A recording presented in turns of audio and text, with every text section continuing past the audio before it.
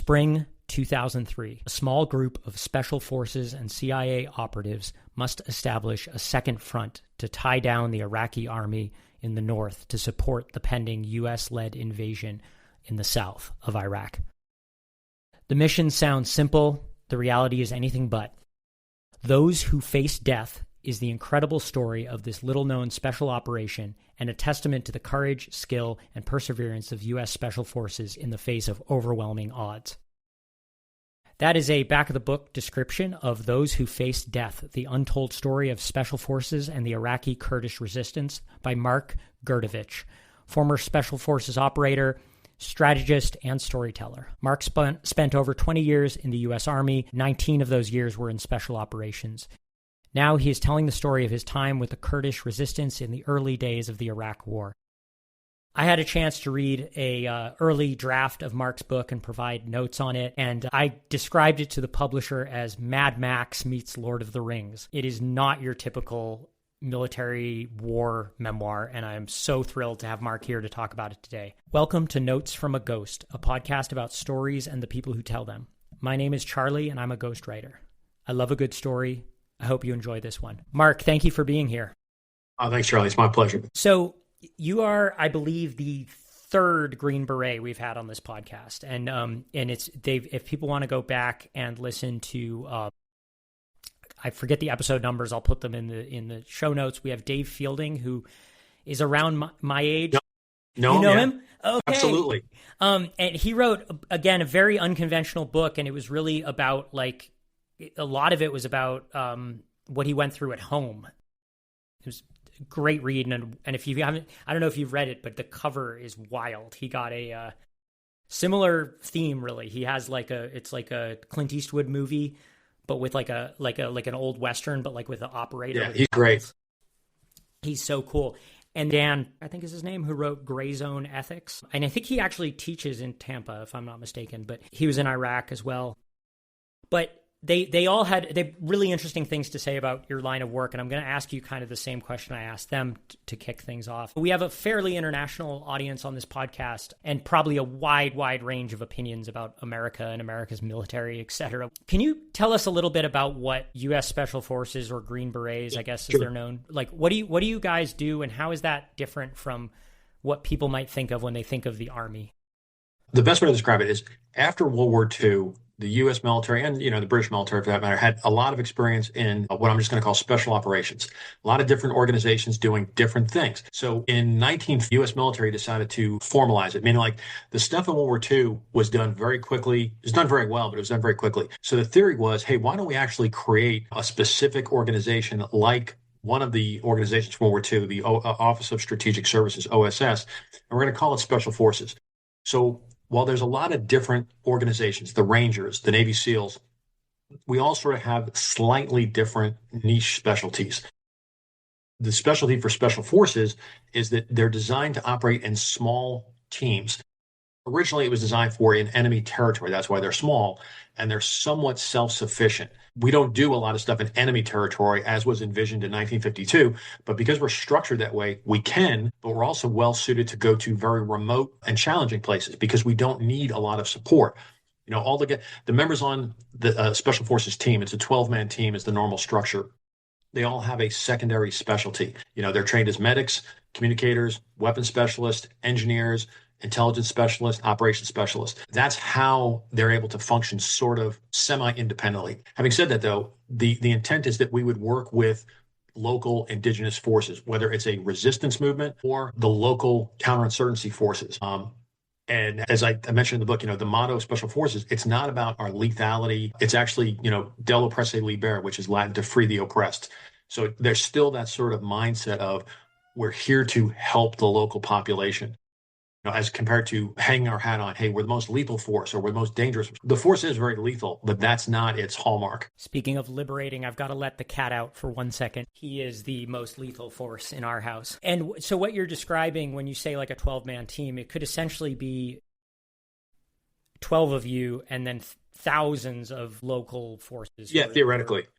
Yeah, that's and we would refer to that as it's a false force multiplier. The value is not just the 12 guys, it's the value is the 12 guys can enable a much larger, organization. What was your specialty? I was an officer, so I was trained, generically in all the skills, and then in sort of special officer skills to just understand how to lead a team. And part part of the skill set that you guys have, from what I understand, or the way you described in the book, you're also really good teachers in a sense. That's a big part of it. Like, yeah, we have to be able to train, teaching or training people and then advising them as well if the requirement calls for that.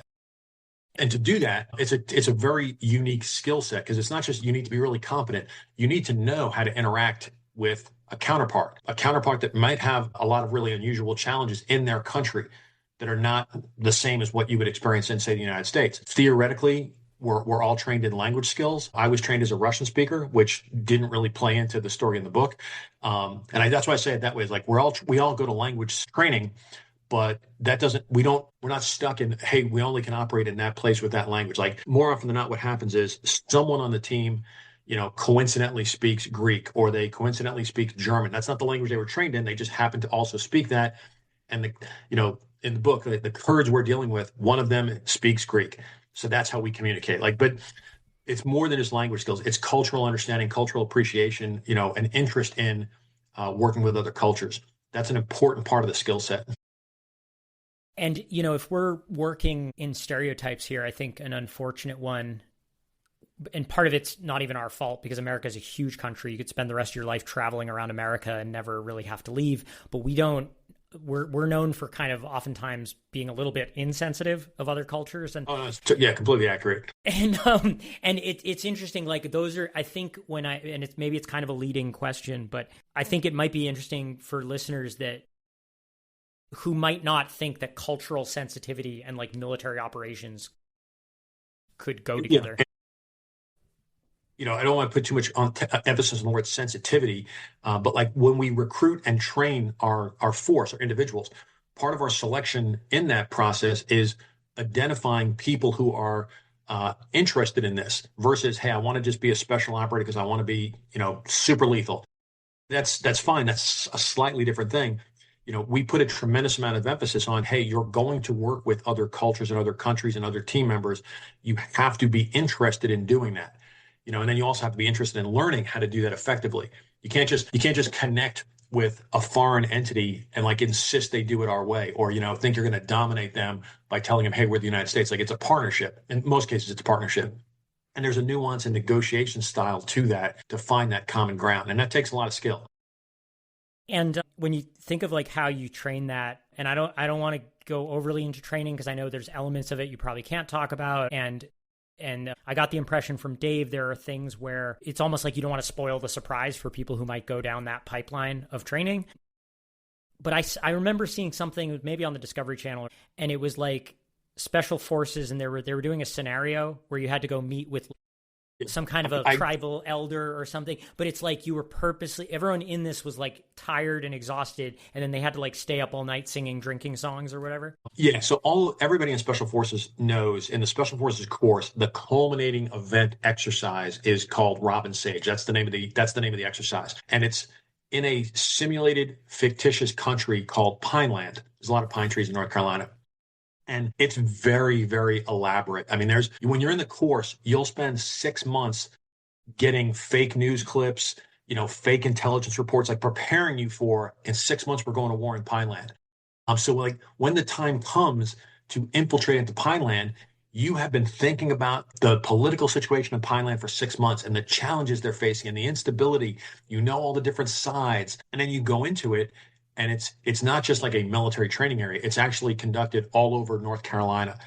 Almost none of it is on a military training installation. And there's hundreds of role players that are very elaborate. Some are your resistance counterparts, the resistance of Pineland. Some of them are just local civilians. And it's deliberately overwhelming for the students to have to deal with this complicated, messy, not black and white situation. And all the role players, it's very controlled, that the role players know exactly what they're doing.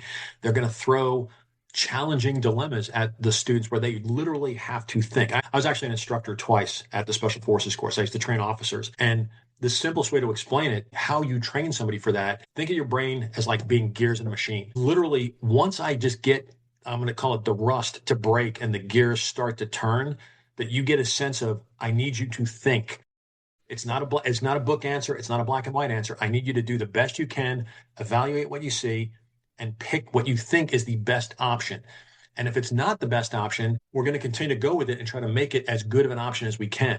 Because like people have a tendency to sort of shut down. And that's literally what we're training our guys in our special forces course to do, is do not shut down. Continue to mentally engage and think about the problem. And we every special forces guy will joke about Pineland, his time back in Pineland and back in Robin Sage, because it is a fundamental experience we all have. And I mean, and I guess part of what you're being prepared for is like, while you might have all these really specialized skills that are taught by some of the best people and you have access to all this technology, you might be working with people who don't even have military training, right? They're just 100%. They're just brave and they don't want to live under a dictator and they have a few guns or whatever. And it's funny because I will say, special forces guys, we all joke about this, that, hey, Robin Sage was a great experience, but it wasn't particularly realistic. We don't expect we're actually going to go do that in the real world. The experience that I have, that I captured in the book, is exactly, it's uncanny how similar to Robin Sage it was. Like the things you talked about where we've been awake for 48 hours, and and this is an event that we all know about, like meeting the guerrilla chief. We're physically exhausted. We've been infiltrating for a day. We finally get there. Now it's time to have our first meeting with our new counterpart.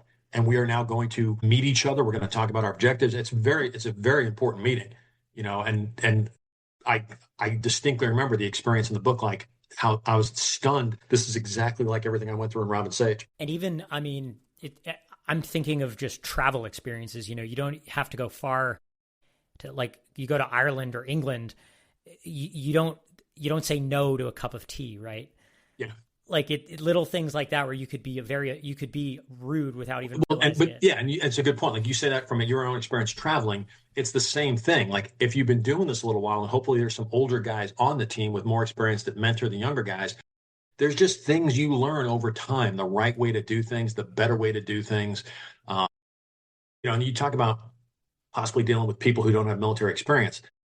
Again, this is a special forces uniquism where, because of what we're trained to do in this scenario, like say, well, I'm going to use the term irregular forces. We're working with resistance forces. So we have an idea in our head. We're going to enable our counterpart to conduct combat operations.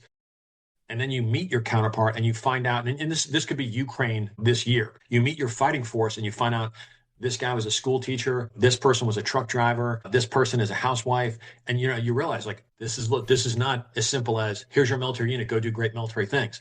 You realize these are people, maybe this guy volunteered. Maybe this person was just trapped here and this is what they're doing now. Like they didn't wake up one day and mentally say, I'm going to go be a resistance fighter. And that's super challenging. Well, there was one scene in your book that really stuck out at me. And this is where I get the Mad Max side of it. And I have some more questions later about how, like, it seems like you had some unique challenges, but you also were out of certain types of danger that might, if you were in a convoy or something, you would have to deal with. But you borrowed some old lady's car to get to the front line.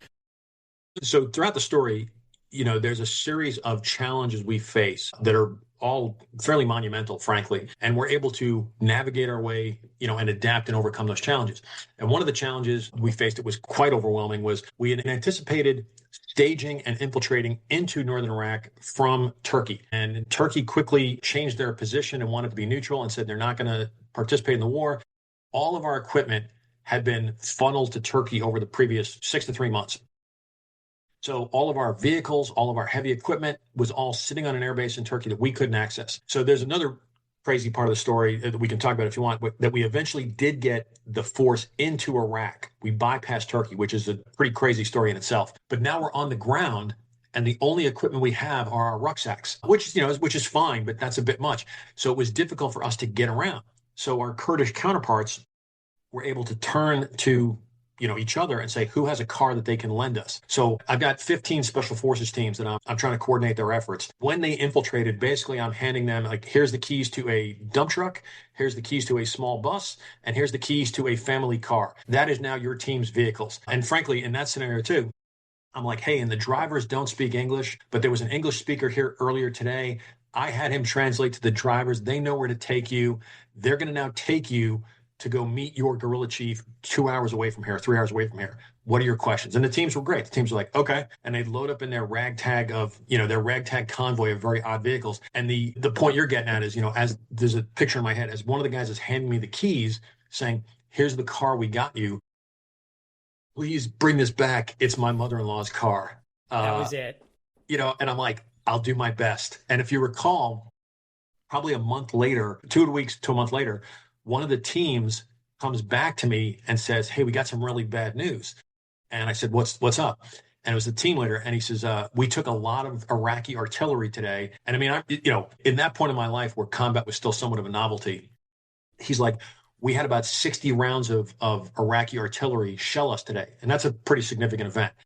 I was just glad to hear they were all alive. But he goes, the car got stuck in a field and we couldn't get it. And I'm like, I'll deal with the car. I'm just glad you guys are alive. But yeah, the book's filled with very odd, unexpected stories like that. Because as you pointed out, we're dealing with a very, very human dynamic. This is very personal. All of it is. Well, and I want to get into, because I mean, again, that's where it really gets heavy at some points, the personal side of it. I want to get there. But one thing that kind of has to be said, especially probably in people's, again, with people's like mental image of the Iraq war, at this point, you are not even the strongest military in Iraq. Like, you were this little force standing up to what at the time, Saddam Hussein had a real army. Yeah.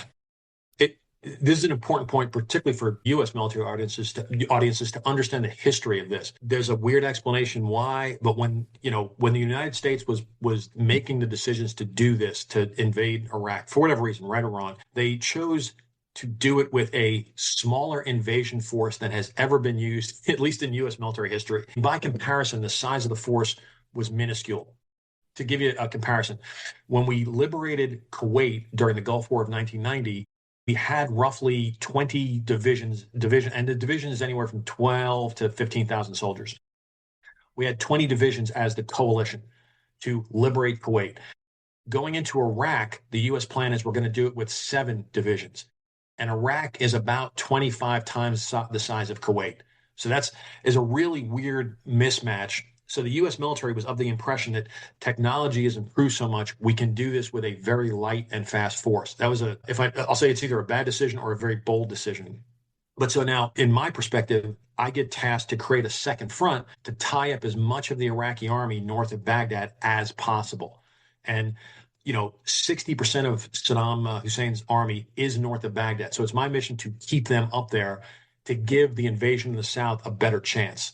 And that just gives you a little bit of context. So yeah, Saddam has a fairly capable and large army. They have old, outdated equipment, but they're very experienced. I spent so much time studying the maps and the Iraqi strategy that I started to understand. Like, I really felt like it started to pop out like three-dimensional. I could feel, I know what they're trying to do. And I think the intent was, okay, the United States is very powerful. They're going to cross into Iraq, and it's going to be a very bloody fight for the Iraqi forces. So I kind of get the impression they pushed some of their elite forces and then some of their lesser forces to meet the initial American wave, if you will. And I suspect Saddam's idea was he's going to create some kind of mass casualty event for the Americans.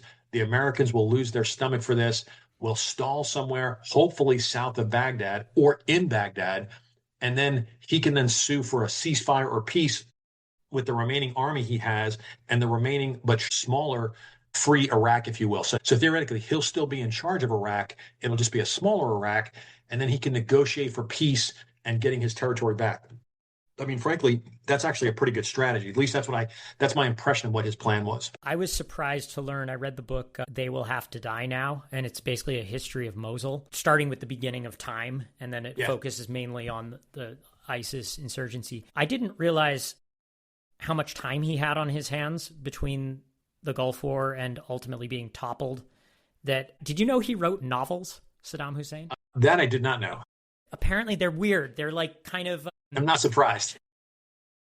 You'd assume they would be weird, right? But they're like, there's like a romance side of it, and there's like a prince who kind of has to save the day and save Iraq, and they're like this weird mix of like nationalism and romance. And I did not know that, but I can picture that. because Saddam liked to paint himself as like everything, like the celebrity, the hero, the icon for Iraq. So I get because like when you travel around, you'd see murals of him in every town, and like if it's a Kurdish town, and you don't see this in the free Kurdish areas, but like if it's a Kurdish town, he will be dressed in Kurdish clothing. If you go 40 miles down the road and it's an Arab town, he'll be dressed in Arab clothing. So like he was very much about trying to be like a celebrity and a hero for everybody. And some of that artwork, I follow this Instagram account that it's propaganda posters through history, and they're really his are almost like psychedelic. Like he's on a unicorn in some of them, and that's right. That's what I mean. Like I don't mean like he's really great. That's not what I mean.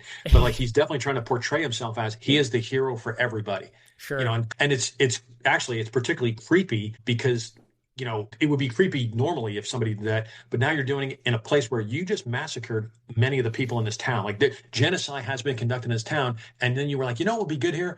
A poster of me riding a winged horse. The people would love right. that. But that explains Saddam's mindset very, very well.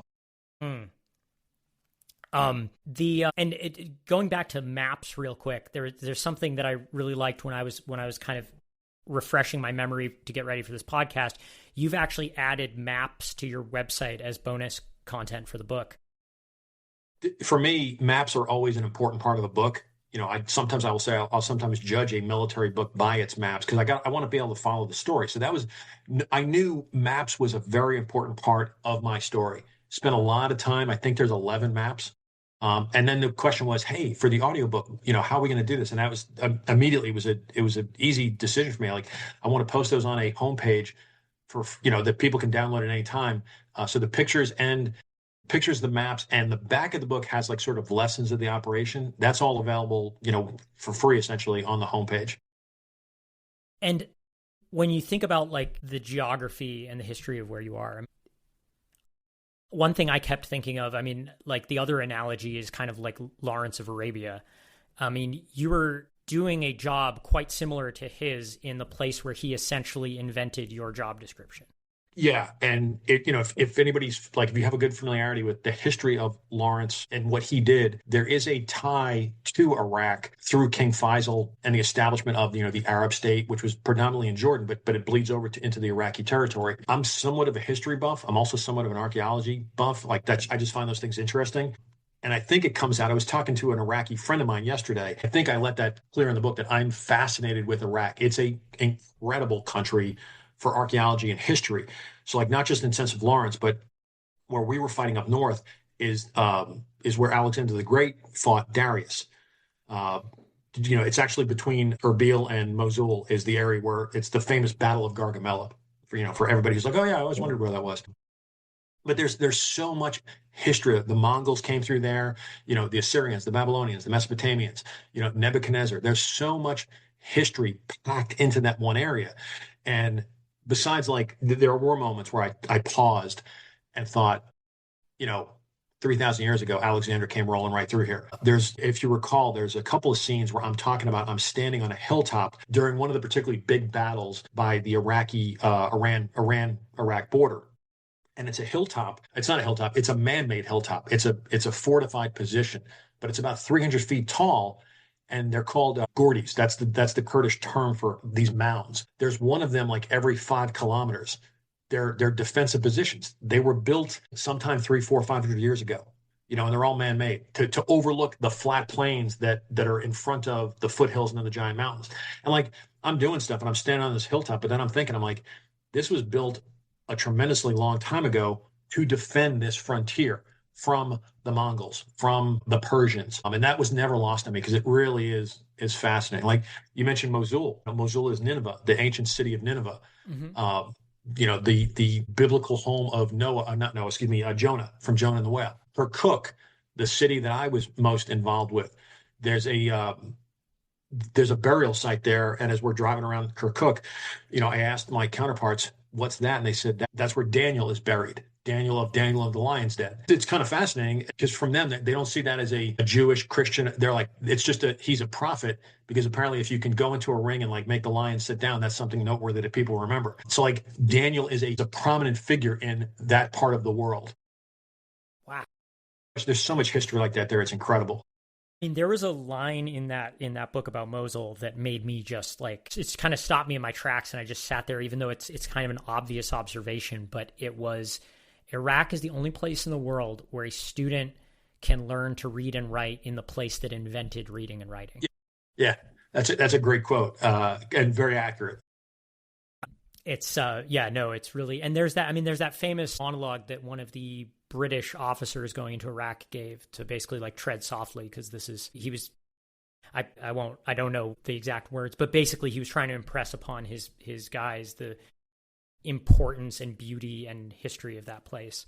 Yeah. And that gets back to kind of what I found really the heart of your book was this time you spent in Iraq with Iraqis, connecting with them in a way that, I mean, it seemed, and we'll get to kind of the heartbreaking side of that, but that must have made a real impression on you. It did. And to expand for listeners that might, fully grasp what you're talking about. So like, obviously this operation, it was very personal. We're completely mixed in with local forces. And that's a really fascinating piece. But like, one of the dynamics that I took away from it, I'm very glad this was my experience, in terms of, hey, we all get to do different things in the military. We don't know what it's going to be.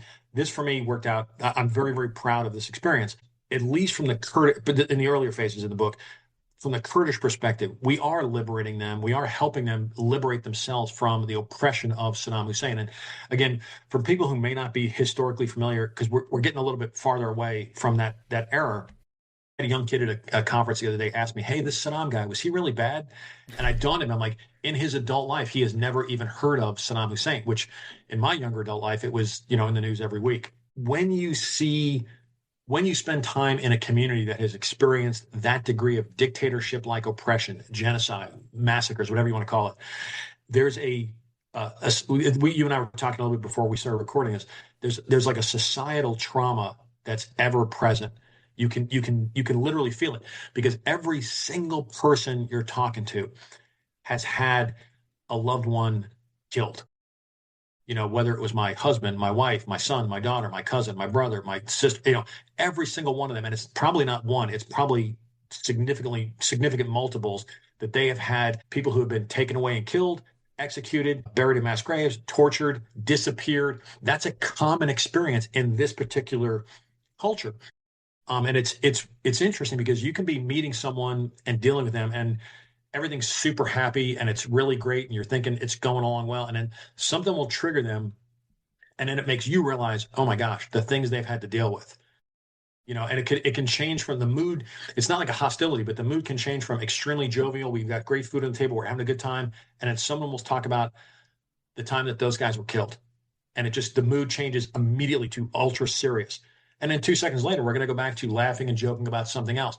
And as a visitor, in that culture, it's very evident this is what it's like to live under oppression. And as a military guy, it's kind of amusing, because when you leave that, it stays with you. Like when you go home, that experience stays with you. So, and I don't mean to make light of this, but like when the military is like, hey, we're going to give you a medal for what you did, you do kind of feel like this is goofy because I spent blank months with those people and I'm getting a medal. None of them get a medal, and they did the same things. They did a lot more than I did. And you appreciate the medal, like, hey, the military is doing the best they can to acknowledge whatever you did, but you're less about getting a medal for yourself and more about realizing I'm very glad we did help those people. We did help the Kurds liberate themselves.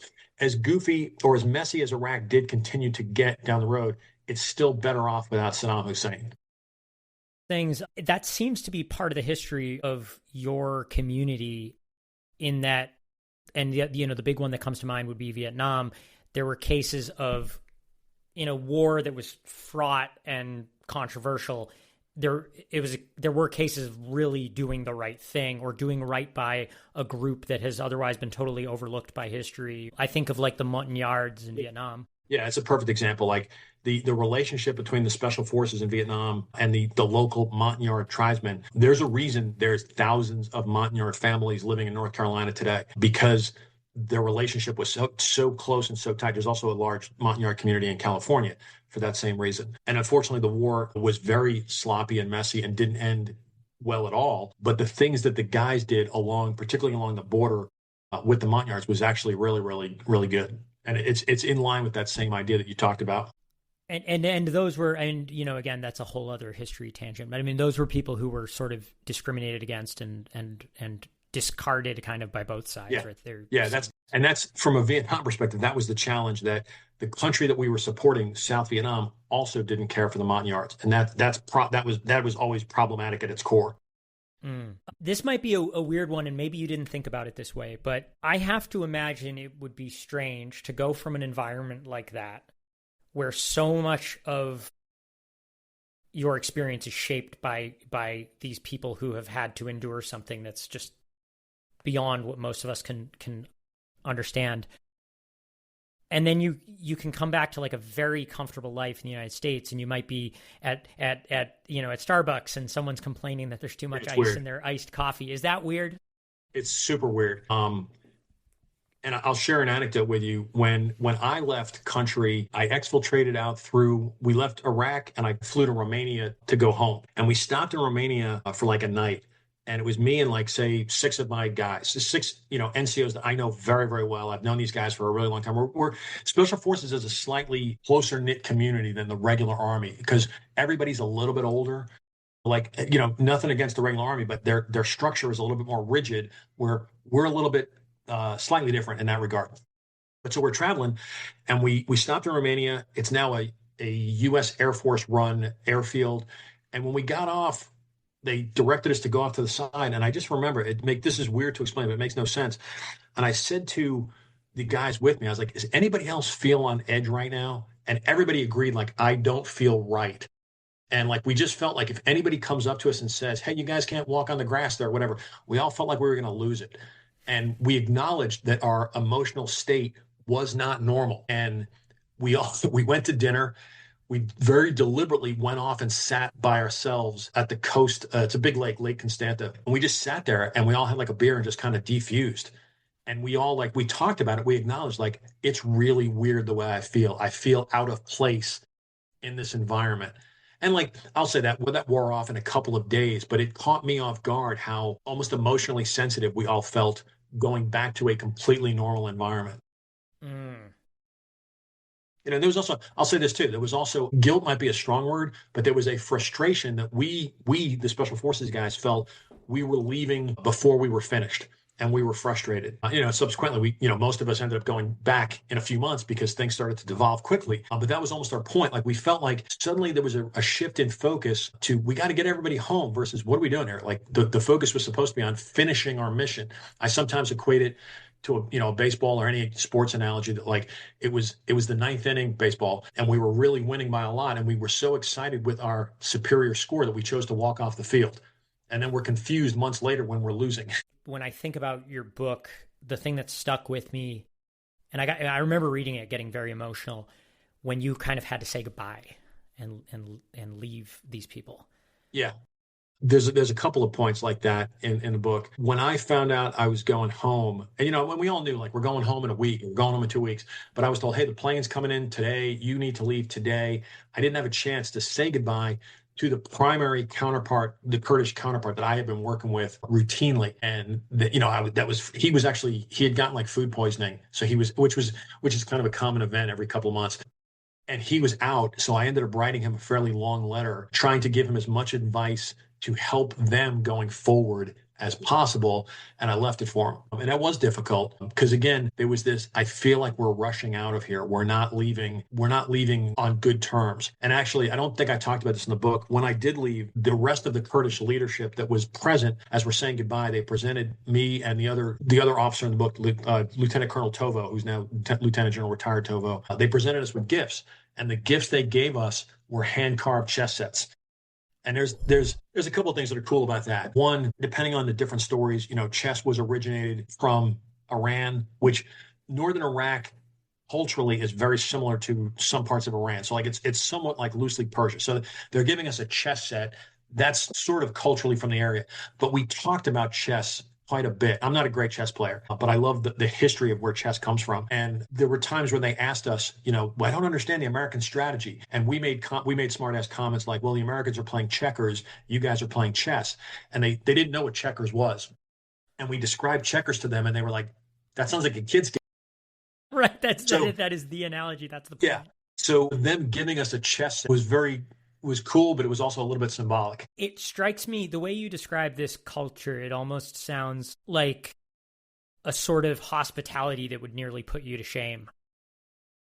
Going back to the special forces training, the course, the role player counterparts you have are terrible. They're difficult to work with. They're problematic. They're doing all sorts of unsavory things. They're working with the black market. They're committing human rights or violations. So, like, as a trainee or a student, you have to deal with all this stuff, and they suck at fighting too. That's the part that wasn't real. That wasn't my experience with these guys. The Kurds could not have been better partners. Like, when we linked up with them, when we met with them, Kurds notoriously are mountain people. Like, that's the Kurdish identity. We from 10th Special Forces Group, my unit, of all the special forces units, we sort of have a mountain personality. The organization's from Colorado. We spend a lot of time, in the mountains. So we kind of have a mountain personality. So immediately there was a rapport with that. They're great fighters. There's no issue with them fighting. They're great fighters. Their food is great. Because like that's another schoolhouseism. Like, we'll present some very bizarre local dish that we know is disgusting, and we want to see if you're going to be polite and try it, or if you're going to be like, oh my God, we didn't experience any of that. The Kurdish food's fantastic. So culturally, it was too easy because they were too easy to get along with. And then subsequently also, before we started this, we sort of made an effort to make sure, do we have the same objectives? Do we have the same ideology? And we did. Actually, that's worth explaining for a second, because it would be very easy to rush into a scenario and say, hey, we found some indigenous forces that we think we could work with that will meet our objectives. But have we asked the question, well, what are they going to want to do once we achieve our objectives? Are they going to want to run the country? Are they going to want to go kill the other ethnic group that they don't like? We didn't experience any of that with the Kurds. They could not have been better partners. So that actually was a great pleasure. Now, I'll also say this: in Special Forces, we have a saying, go with the natives, don't go native. And this is part of the professional training. When you work with somebody for a long time, you're going to develop a bias for them. And I'll say straight up, yeah, I did with the Kurds. I absolutely love the Kurds. But you always have to keep it in the back of your mind that, hey, you're getting one picture of the story. Like, when we talked a little bit about Bosnia, we had a lot of teams that worked in Bosnia for a long time. And traditionally, teams that worked with the Bosnians felt the Bosnians were more the victims. Teams that worked with the Serbians after 6 months or a year felt the Serbians were the victims. So there's always that dynamic that you have to professionally be aware of. But having said that, I'm a super fan of the Kurdish people, because I think they're just fantastic. Remember the writer Christopher Hitchens wore a pin of the Peshmerga on his lapel through his whole career. I've heard nothing but good things. Have you been back? Well, yeah, I went back to Iraq in 2007 and 8, and then a couple of shorter trips in like 2010 and 11. I did get to go up to Erbil a couple of times, which is weird going back, because it's now, it's got, at that time, not now, but it had a whole bunch of other U.S. military buildup infrastructure, which was totally foreign to me. Like, when I was there, it looked like it was Iraq. When I went back years later, it was American military occupation of Iraq, and it was very, very different. Mm. And I guess it has to be said, I mean, a lot of these folks would have family in Europe. You could, in theory, you could drive to Turkey, like you were saying. Yeah, it's in 2003, as things were going well for us and wrapping up. A lot of the Kurds, I was actually sitting in some mountain cafe, if you will, having a cup of tea, and it was beautiful. The Kurdish mountains, by the way, are also the northern Iraqi mountains. It's the Rocky Mountain National Park. It's incredibly beautiful. And they're like, oh, you should come back and bring your family. And there's a part of my brain, and I'm like, I would be up for that. I don't think my wife would be up for this. But having said that, you talk about like maintaining relationships. The leader of the Kurdish faction we worked with, the leader of the PUK, was a man named Jalal Talabani. He passed away, I want to say, in 2009 or 10. Myself and the other individual in the book, Lieutenant Colonel Tovo, and we had both been promoted and moved on in our military careers. We made a point to write letters to Bafel Talabani, the son of Jalal, and Bafel was the individual that was my main counterpart that I missed getting to say goodbye to. I corresponded with him a couple of times over the years, but like, we both wrote condolence letters, and we gave them to American couriers inside Iraq to get to them, to just, to still show our condolence. Like, it wasn't just, hey, we worked with you, we're done with you. This was a real thing. And I will say, Bothell is the head of the Kurdish regional government right now. And I know where he is and how to get hold of him. I'm actually going to send him a book soon because I haven't had a chance to do that. That was my next question, and it sounds like Yeah. he needs a book. Yeah, he does. Yeah. That's wonderful. I remember listening to, I wish I could remember the name of the book, but I was listening to a podcast where a guy who had been, I believe he was MacSog V, or MacV-SOG, whatever that acronym was. And he had a chance, he visited Vietnam and had a chance to give Jap, or one of the top, he gave him a book, which I guess he put in a place of honor with his Marx and Lenin. General Giab is an interesting character because he's a very, very smart, famous individual, very, very smart, very good strategist. What I know of him and the conversations I've heard him and a handful of Americans have had, and it's that kind of conversation you can have years after a war with an adversary, that if you respect each other as professionals, as I think he was, that we can talk about what we did. What did you think? I can totally picture that with him. And that actually is something I completely forgot to even ask about. And I hope I'm not getting this wrong and conflating this with a different book or something. But I believe, because we've so far talked about allies, but there was an issue with it, like one of Saddam's generals was essentially trying to surrender and join forces with the U.S. Yeah, if it's the story, I think it was. And this is weird because I was literally just telling somebody this story the other day, and I don't know if it was in the book. Would this be the one where we went to a house of an Iraqi family to tell them their son had been killed in fighting? If it's the story I'm thinking of. But there's a lot of stories like this, but this is a very personal human story. So later in the book, in the epilogue, I talk about the counterinsurgency here, just briefly, because I felt like that was an important piece to the story, where now we were working, is very, very different scenario. We're working with all sorts of Iraqi forces in every single town and province, building up counterinsurgency forces that we called Iraqi SWAT units. And as a point, we have a very, very tight relationship with those guys that we trained, we raised them, we advised them, we fought alongside them. It's a real legitimate relationship as partners. When an Iraqi soldier was killed, the team goes to the family's house the same way you would do it with an American, to notify the family of the terrible, terrible news. So the family's distraught, as you can imagine. And the family sees that the team members, the Americans and the Iraqis that are there, are also very distraught. This is not just some, administrative, we had to notify you. And, unfortunately, I could say this from a few experiences. Like when you see a handful of Green Berets crying, it's an emotional event. Like it throws you off to see people that tough, breaking down crying. But so the guys are tearing up, if not crying, at this family's house. So the father then wants to know, tell me more about how my son died, because he wants to kind of know, like, did my son die fighting? Was he a good soldier? And the true story, the team is like, yeah, he was a fantastic soldier. We loved him. He actually died, protecting some of us, saving us, for whatever small consolation that is for the family or for the father. Like, your son was a great warrior and he was a great patriot for Iraq. So the father then excuses himself and goes in the back room. He comes back a few minutes later with his old Iraqi uniform, and he sort of makes a gesture that he wants to surrender, because he assumes that we were looking for all of the former Saddam regime leaders, which we were not. He's not somebody we were aware of and we're looking for. But it's really crazy because he wants to surrender, and the team's like, we're not. There's no warrant for your arrest or anything like that. So he's relieved but kind of surprised. So then he says to the team, my son trusted you. I want to help you now. What can I do to help you? And this is a very human dynamic thing where the team's very excited to get his help, because what you quickly find out is, particularly someone of his status in the community, they know who all the bad people are. Like, it's not a tricky secret. Like, they know exactly who they all are. And, if you're an outsider American that doesn't understand the dynamic of this, you might be like, struggling. How is this possible? And they're like, how is it not possible? Like, of course we know who in that house, they're hiding in the basement. In that house, it's one of my former subordinates that is fighting with the insurgency. So this becomes a huge success story for that particular team. And this kind of story, different variety, is happening in every single city. And the way I was explaining this story, that this is the key to this kind of fighting. There's an enemy and there's you. Both sides are going to be trying to convince the population our cause is better. The side that does a better job convincing the population, they're the one that wins. It's that simple. Because the population knows what's going on. They know where the bad people are. They know about everything. I was telling a similar story the other day. In this environment, special forces teams will often live in houses in the city. To the regular military, this is insane. Like they can't fathom how you could do it. How can you survive? Now, granted, we'll have fences and lights and cameras and all that security stuff, and we'll also have like a local security guard, maybe 20 guys that we've raised over time that are security. But the thing that keeps the team alive is, they buy their food from the local market.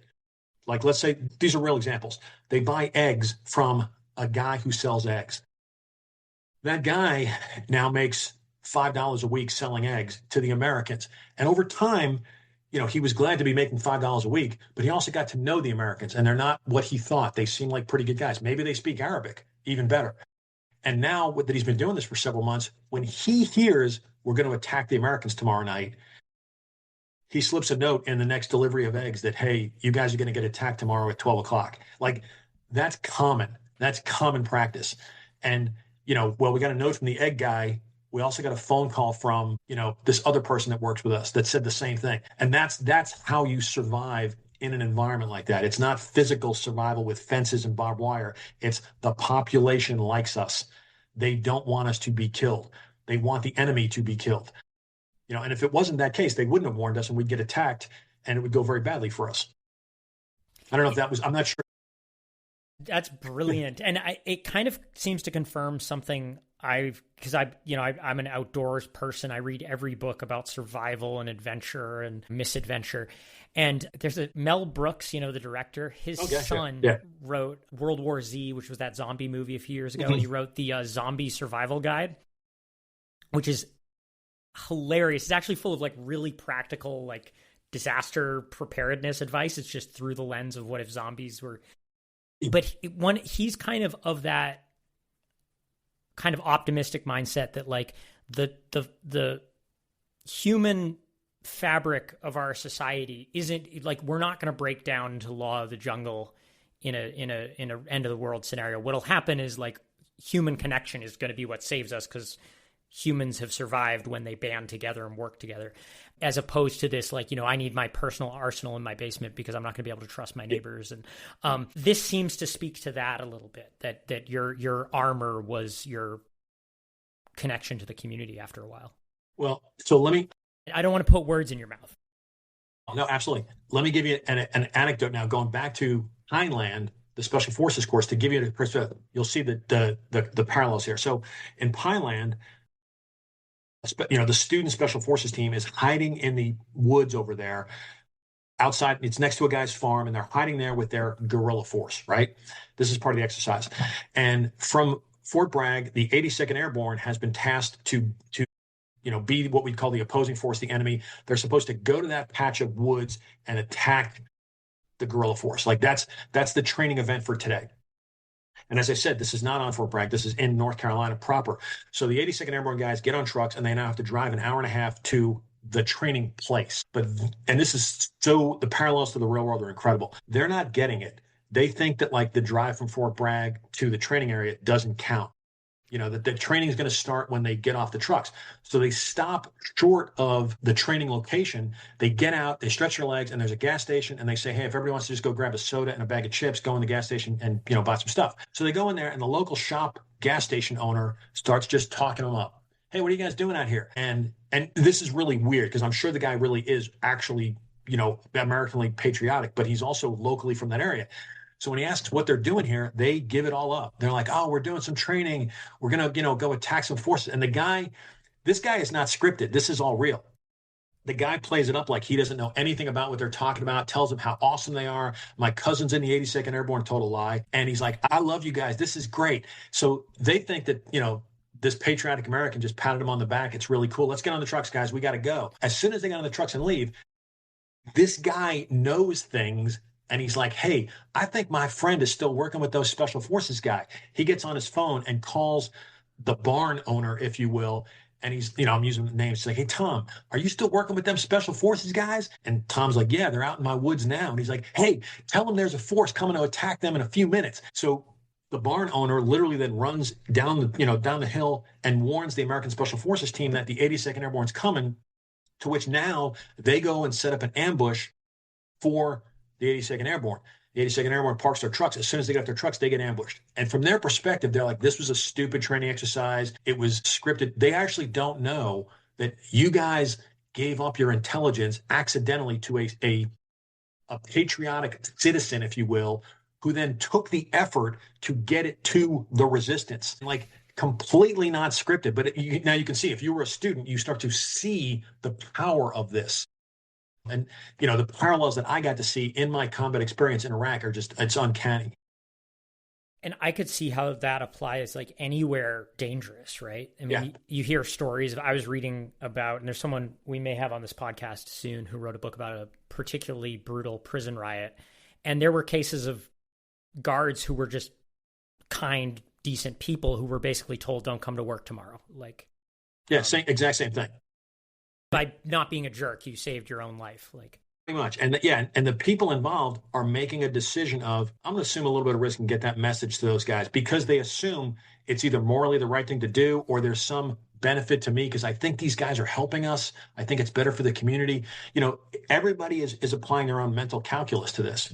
And I guess like a big picture question for you, because most of the people who read this book are not going to know a place like this. They're not going to be in the kind of circumstances where you worked and operated. What can people in a free, democratic, relatively safe society learn from a place where those to be fought and died over, like the way it sounds like they're kind of where, like without being oversimplistic, it sounds like they're kind of where the colonists were in the, George Washington's day. Actually, for anybody who reads this, that's something I would love people to take away, if they don't already think this way, is, hey, the idea of, like, I'm going to say patriotism, it's not unique to America. Like the greatest degrees of patriotism I've ever seen are from Iraqis. A willingness to assume a degree of risk for no other reason than I want my son to have a better future than I had. I mean, there's some crazy stories like that. It's like, I think I would like to think the story helps people open up their perspective and their mind to these good characteristics of loving freedom, being willing to risk something to protect freedom and the rights of people, or having to make a decision that, if for people who are living in an oppressed society, at some point you have to take a stand, and that, again, it's part of the American history going back to our revolution, but it's you see it out in the world, and it's too easy to discount it as, why would we get involved in that? We shouldn't be, meddling. Sometimes we shouldn't be meddling in things, but sometimes legitimately there are very good moral reasons. And I'll go back to, I can't remember if it was on the recording, but you and I were talking about it. Bosnia, the issue of, hey, the horrors that happened in Bosnia happened over the course of 3 years. It should never have happened. At some point, there's got to be some moral intervention of, hey, we can't just let a society be destroyed by one side that thinks that's fine. And some people may disagree with that, but that's at least a perspective I saw on the ground and hope I convey in the book, that it's not a uniquely American characteristic to want to, protect your rights and freedom. And I mean, you could even, like, you look at a couple 100 kilometers from where I'm sitting right now in Northern Ireland, or the north of Ireland, you had people where they were like risking their lives to try to get a sports team together that mixed the two sides, because they wanted their kids to have something to do besides hate each other. Well, and there's another aspect to that too, because the way you just said that made me think of it. Most of the time, people in that environment, they're making a decision. Is it worth? Do I have a choice? Like, do I have to assume risk, or can I avoid this? If you live a fairly stable lifestyle, like you have a job, you have lots of stuff, you have your family is safe. The idea of these notions is ridiculous. Like, we should rise up because I don't like the government, or whatever it is, maybe. But if I take all of that away, I remove your job, the currency for the country has collapsed. It's of no value. There's no prospects for future. Your children have no chance of a decent future other than living in squalor or like a refugee. Iraq's kind of a funny case. And if I put piles of guns everywhere in the streets, you can't act surprised if now suddenly one community of people want to attack another community because they feel disenfranchised, or there's some degree of resentment. The best way to inoculate against that is not like fight each other. It's improve the conditions where it's the lifestyle of the people is too valuable to them to, it's a weird way that I'm explaining this, but like in the case of Iraq and in Kirkuk, which is the city that we seized in the north, one of the reasons it was particularly stable was because we restored basic governance services almost immediately. By luck, to some degree, we got electricity turned back on. That changed the entire dynamic in the city. Everyone was wanting to fight. Ethnically, groups didn't like each other. But when the power came back on, you could feel the city relaxed because now water's running, buses are running, people are selling stuff in the marketplace. It feels kind of normal. So the desire to fight and revolt wasn't really there in Kirkuk, the city we were dealing with. And then we made extra efforts to make sure the water was pumping correctly and clean, making sure, there's a whole bunch of stories in the book like this where the Kurds actually pushed 400 uniformed, unarmed police to man intersections because when the electricity was out, streetlights weren't working. So now imagine, it sounds ridiculous, but like people like in a white plastic helmet with like a road guard vest and a sash and spats on their shoes and white gloves are standing in intersections. And there's a mental aspect that everyone felt like, oh, well, I guess the rules still apply. There's a police officer in the street waving, you have to stop, you can go through. And it had a trickle down effect through the whole city that everyone was like, oh, the city's still functioning. The government is still here. And that's something the Kurds knew. Like we didn't tell them to do that. They did that instinctively. And like I said, it was great that they didn't send guys with guns to do it. They sent symbolic guys in weird uniforms that looked more like a parade uniform than a police officer. That's amazing. I always find that really interesting how, like, I remember one time I was walking around. I have a brother who's, I would be willing to bet is a little older than you. My dad had me late in life, and that's a whole other story.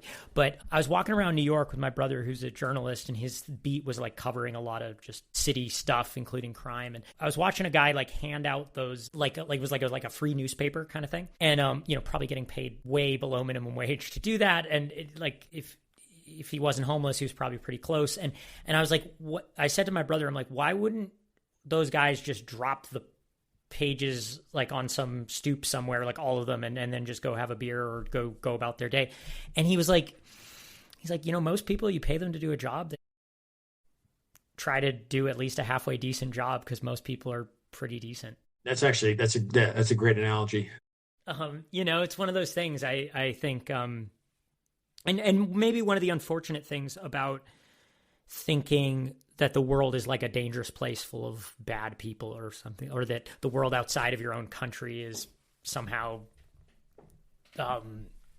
sinister. Yeah. That just basically isn't the case. I mean, that's another thing I liked about your book is it's essentially a travel guide for a place that doesn't have a lot of travel guides written about it. And I'll use America as an example. Like, hey, look at America's history. America was a pretty scary place in 1860 and 1890. The Wild West. Like, we love to talk about the cowboy and Indian days and gunslingers.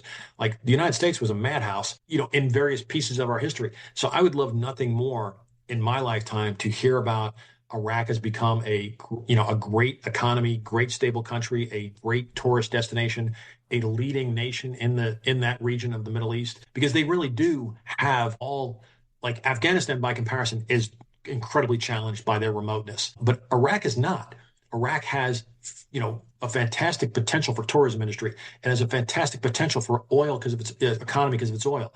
It can produce enough farm goods to feed the entire Middle East because of the land between the rivers. So it has, for religious tourism, for Christianity, Judaism, and Islam, it has all the dynamics to be a incredibly powerful and stable country. And I hope it achieves that in its future.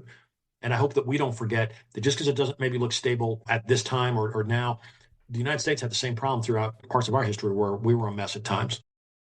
Sure. You mentioned making choices, and, you obviously had the option to kind of get on with your life and just leave what you did, close that chapter and never speak of it. But you decided to write a book. I guess what motivated that, and how did it go? Well, yeah, no, that's a great question. I knew as soon as this operation was done, like, I think I joked in my head, like, hey, this should be a book, because I knew it was not normal. Like, it wasn't just the routine experience that, oh yeah, it's another good story. And there was a unique dynamic that I knew the whole story. Like, I was one of very, very few people that was there at the inception of the concept, the development of the plan, the preparation for the operation, and the execution of the operation. So, like, I have a very, very unique perspective. And when we were done with it, and by done, I mean the invasion part was done, we all ended up getting dispersed to different assignments. The U.S. military quickly got overwhelmed at, again, the devolving situation they weren't really prepared for. So they never really took a moment to talk about, hey, what just happened? And the story largely got lost, if you will. It wasn't that it was like secret or, some sensitive operation. I mean, to a degree it was, but it's more so it just got lost. So I knew, I've always said there's three reasons I wanted to write the book. One was I felt that the guys who conducted the operation deserved more recognition. And as a guy who knows the story, I know no one else can do this. No one else is going to write this book. So that was the first thing. I wanted to get, recognition for the guys who conducted the operation because I knew it was a really historic and successful operation. The second one was I knew the U.S. military needs to understand the story to add to the context of understanding the history of not just the war in Iraq, but what Special Forces does in support of the larger military and the good and the bad. It's not all good news, if you will. And then the third reason I wrote it was because I do think it's a great, entertaining, and amazing story that the population has. I'm not going to say has a right to know. Of course, they have a right to know, but they have a desire to know. They want to know what the military has done, things that I didn't know about, things that will make me proud of the military, if you will, I hope. So those were the real three components that I sat on for the better part of 20 years, but always retained. Like over time, I interviewed my former guys. Like I did interviews probably 15 years ago and held on to those interviews, knowing I'm going to write this someday. I collected maps. I collected random small documents. I kept a journal during the operation, which I kept my handwritten journal of, I knew what I did every day. So I could go back and say, hey, what was going on, March 15th. And then for whatever weird reason, about 3 years ago, I just decided to open my laptop and start writing one day. Because I kind of knew, it's that old thing, hey, it's going to take a really long time, but it's going to take even longer if you don't start. And I will say, I sat down and I timed out, okay, if I write, one chapter or two chapters a month, whatever my plan was, I timed it out. And I thought it would take me 2 years, and it took me 2 years. It was different. What took 2 years ended up being a little bit different, but the timeline was still about right. Really funny. I tell people that it's like a rough draft is probably about a year, a book's 2 years, just if you're kind of going it alone. And it's very funny how that is kind of almost a constant for whatever reason. Yeah. But at the same time, if you were to write just a page every day, you'll have basically a book by the end of a year. And that's the funniest experience of it all is the day that I said, let's just feel what let me, I did write an outline, that turned out to be pretty accurate. I adjusted over time, but it was pretty accurate. So I had a decent starting structural plan. And I was like, let me just write the first chapter and see what that feels like, what it looks like. And it looked like all first drafts. It was terrible, but that definitely got the ball rolling. And I went back and I edited it, had some help editing as well. And now I was like, okay, I can now start the second chapter and the third chapter. And, sure enough, that's how it all starts. And I mean, it's worth pausing for a public service announcement to keep a journal, people. If you're doing something that might make a good book one day, I've worked on books where the author kept a journal and had meticulous notes from the period of their life. And I've worked on ones where it's just memory, and the difference is unbelievable. Plus you can quote yourself, if you've got something where you captured it beautifully in your journal, it's right there. Another experience I'll say is kind of amusing. I also made my list of who do I want to go interview. Because I was still in touch with a lot of my former guys, but I made the list of about 20 different guys, maybe 20 or 25 different people that I had to go find and interview. And I did. And, this sounds really stupid to say, but the difference between a bar story and a book, a bar story, if you don't get it quite right and you can't remember what happened, you can just kind of skip over it and fill it in. In a book, it needs to be accurate. And I did find out, talking to multiple guys, there were some gaps or inconsistencies in the story. John said he was on the left. Well, Tom said John wasn't there. I'm like, no, John was on the right. And had to go back multiple times, literally sketching out a diagram of a specific battle or using a magnifying glass, looking at a very old map, trying to identify hilltop numbers, to make it all make sense. And looking back at it, it's kind of fun, but it was a meticulous research process before you could keep writing, if you will. Sure. That kind of subjectivity reminds me a little bit of the things they carried, where there are moments where he's like, this is how stories get exaggerated or whatever, because everything I just told you didn't happen. This is, and I think it's, that can be really interesting to sometimes hang a lantern on and point out what. That's a good point. for anybody maybe who hasn't done this and is thinking about it, like there's a tremendous, I felt a tremendous sense of, I don't know if responsibility is the right word, but like you've got to be accurate. You can't be like, and then I did this, and then I also did this, and then it's pretty amazing that I did this. Like, one, it's not about me, but I can't inflate anything. I can't conflate it. I need to get it right. And like I said, there's a couple of accounts in the book that are not super great for a couple of people. I deliberately chose to not use their name. Like I'm not trying to embarrass anybody, but I've got to tell the story accurately. And if I'm telling something that is not particularly, you didn't do a great job. I really made some efforts to confirm that with two, three, four other people and go, I don't want to make sure it's not my biased opinion. Is this accurate? Is this the same way you saw it? And, in every count I got, yeah, if I said something that was a bad example, I've gotten it from multiple other sources that they saw it the same way. But that's like that sense of responsibility. Like I can't accidentally write a book that just, brags about everything I want to brag about and says bad stuff about other people. Sure. And it's funny because and I have this conversation with, it's one of the first things I like to talk about with authors, especially because humility comes up a lot. People generally want their book to capture their own humility, and it's a tricky one because saying how humble you are isn't humble, of course. But I think that talking about your own greatness or somebody else's flaws can actually have the opposite effect to what you think it's doing, where it actually sort of makes it look like you have something to hide. And then the reverse is true. I think talking about your own flaws makes you look real and human. And that's exactly that tricky dynamic that you have to find the right balance for your writing. And like I say, because I do say this a lot when I'm talking about, I'm like, this is not a combat memoir. It's not the story of me. For a reader, yeah, you're gonna get introduced to me, but you know nothing about my background. I don't go into, I went to school here and I got commissioned. Like that's not relevant to the story. And I meant to ask about that. Did you go into the Army knowing you wanted to do special forces, or did you find out about it once you were in the Army? Yeah, and you're not really supposed to join as an officer. You're not supposed to join the Army because you can't go into special forces for a few years. You have to transfer. But I did know I was very interested in that. But I joined the Army in 1989 through ROTC. Like I went to college, I was in ROTC, got commissioned, became an infantry officer for 4 years, and then, raised my hand and said, hey, I'd like to try out for special forces. You go through the selection training course. You see if you get selected, and then you go into the training pipeline, as we call it. It takes about a year and a half. So that's how I became a special forces officer. But I will say this, I was just telling somebody this today. It all started with, I read a book about special forces when I was 15, and it just spoke to me. The way the guy wrote, author's name is J.C. Pollock. He wrote a book called Mission MIA about guys going back to Vietnam to find their friends that were held prisoner. And it's a fictional account, but it's based on he interviewed real special forces guys. And the dialogue and description of the camaraderie just resonated with me when I was 15. And as a part of me, that's the spark that started, I'd be interested in thinking about this down the road. And when I joined the Army, that's when I knew I had an opportunity to transfer. Well, Dave Fielding called it the Adventure Plus package. Yeah, definitely. Absolutely. I loved that description. The biggest thing, if anybody's listening and they're like, I'd be interested in thinking about that. The biggest distinguisher that stops people is their own self-doubt. Like, yeah, there's plenty of hard things, physical events or whatever throughout the training.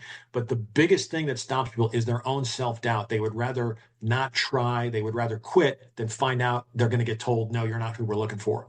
That's the biggest distinguisher. Self-doubt's a scary thing. And do you think that's why there is such, like, even if we're just going to judge a book by its cover really quick, it seems like there's such a variety of people who do your job? As far as like, you don't have to be a certain height. You don't have to be absolutely a physical specimen. I think one person told me the toughest people he knew in the military looked like bank managers. Absolutely. Is that because it's selecting for kind of intrinsic qualities that vary? Or under good circumstances, if we're recruiting guys who are slightly older, like we're not looking for guys who, like, we do have a program where you can join the Army and come in, and it's called the X-ray program, but that's supposed to be a minority. The majority of our guys are supposed to have had at least one assignment in the Army, so they've had 4 or 5, maybe even 6 years in the Army. That previous life experience, like if you're getting a guy who's 28 to 32 years old, that's vastly different than getting a 22-year-old.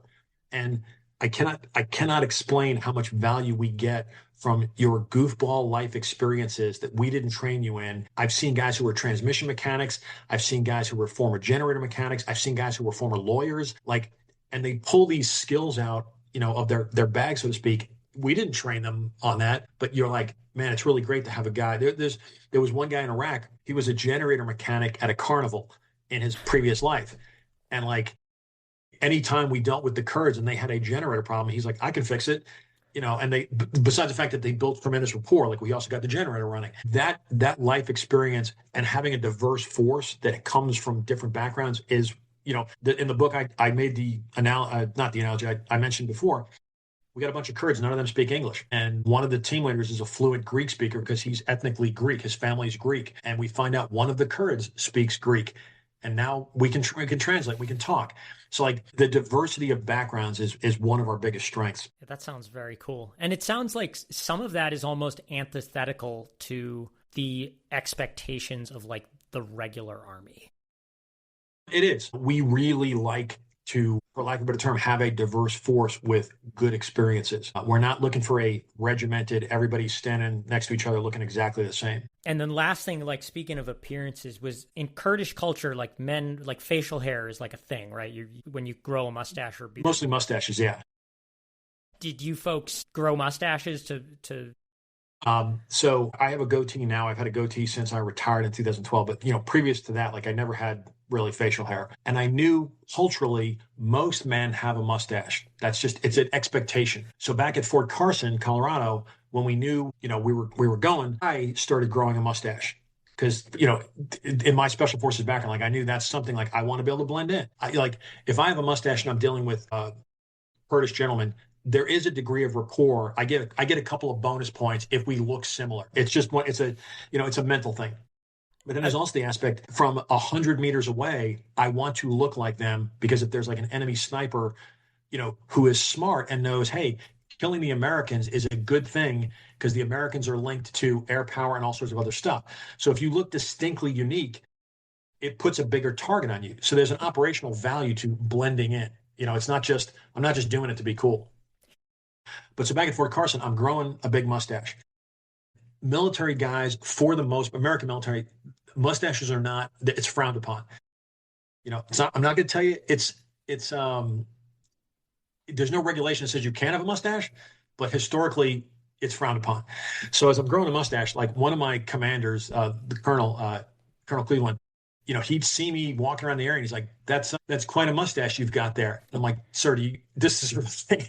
I was like, sir, I hate having just a mustache. And I said, sir, do you want me to shave it? And he would say something like, no, I don't want you to shave it. And what he was implying, I want you to shave it. And finally, I will say there's 2 times I can grow facial hair very quickly. There's 2 times where I gave into peer pressure. And you also got to understand, we're frustrated. It feels like this invasion is not going to happen. Yesterday, there was a speech on TV and now I think it's off or it's not happening. So I'd shave my mustache. Literally the day I'd shave my mustache, it's back on. And, somebody would come in and whisper, hey, don't tell you I said this. Don't tell anybody I told you this, but we're going this weekend. Now, by the way, we didn't go this weekend. That nonsense went on for about 8 months. Somebody would leak the secret to me that it's going to be this weekend. So we stayed near your telephone every week for 8 months, and it was driving us all insane. So these periods where I'm frustrated with this. I'm shaving off my mustache. Then we'd hear, no, it's happening. I'd rush to grow my mustache back. So we played that game for quite a while. And I will say this, when we got on the ground, the day that I infiltrated, which was a few weeks before the war started, my boss, my counterpart and boss, Lieutenant Colonel Tovo, as soon as we got on the ground, one of the things he said to me was, he goes, call back to the guys back. The main body was still back in Romania. He said, call back to all the guys in Romania, tell them to all start growing mustaches, which I joked was yeah, you think? And everybody started, now we realize the value of, yeah, you're going to want to have a mustache if you come here. Unreal. This is stupid also. I'll say, when we liberated Kirkuk, now it was time to look like an American. And we all made very deliberate decisions to put on a typical American uniform, the desert fatigues, and shave my mustache because the American army is going to meet me. And honestly, like it's for the same reason I want to look like a Kurd when I'm dealing with the Kurds. There's benefit to looking like an American when I'm dealing with the Americans. And I also would prefer if they don't accidentally shoot me.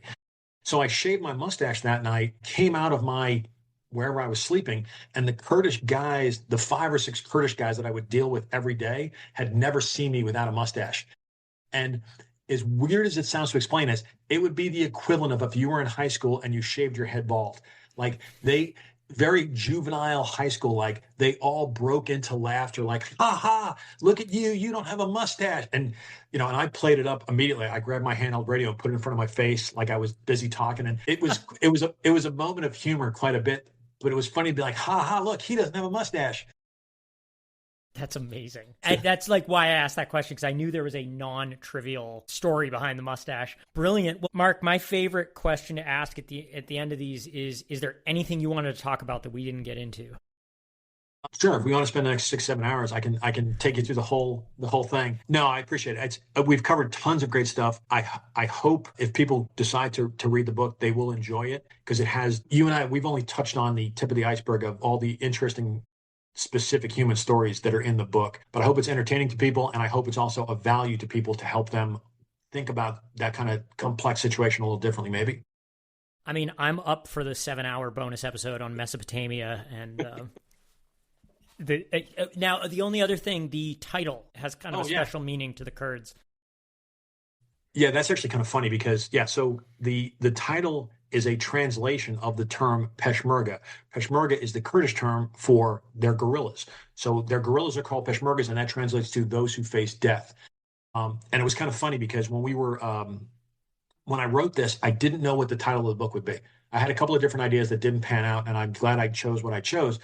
But when we came up with the cover and the title, we sort of beta tested it on social media to see what people thought. And it got very, very good responses. But there was one guy that responded very snarky that said, and didn't understand the significance of it, and said something like, everybody who goes to war faces death. This is a stupid title. And I kind of laughed. I was like, no, you're not getting the point. I will just also submit, I don't disagree with that statement, but the degree that the guys in the book face death is a little bit different. So that's where the title comes from. I mean, I love it. I have this theory about titles that the best titles sound good on their own, but then they mean more when you know what it's a reference to. And if that's something that's deeply embedded in the book, even better. The example I always give, the Blaze Foley song "Clay Pigeons," or John Prine covers it too, or Joni Mitchell's "Big Yellow Taxi." Yeah. Like "Big Yellow Taxi" isn't in the chorus of that song. It's not like the "Big Yellow Taxi" song. It's deep in the third verse, but it is the kind of satisfying conclusion of the entire thing. And I think that good titles work that way. And I mean, yours definitely well does. And it speaks to, I'm also glad because the title is not about me again. It's about them. It's about, the Kurdish forces and the guys that were with them. Well, Mark, where can listeners find you and find the book? So the book has a homepage. You can Google thosewhofacedeath.com or Mark Grdovic, my name, with no spaces.com. It'll take you to the book's homepage, and it's available, on Amazon, Barnes & Noble, and it's also available in Audible, Kindle, and hardback and paperback. Terrific. Well, thank you so much for talking to me, and thank you for your service. Sounds a little trite. I'll say thank you for facing death. If you have an epic story, I'd love to hear it. You can find me at dailyprose.com or on LinkedIn. My links and Mark's are in the show notes. Thanks for listening.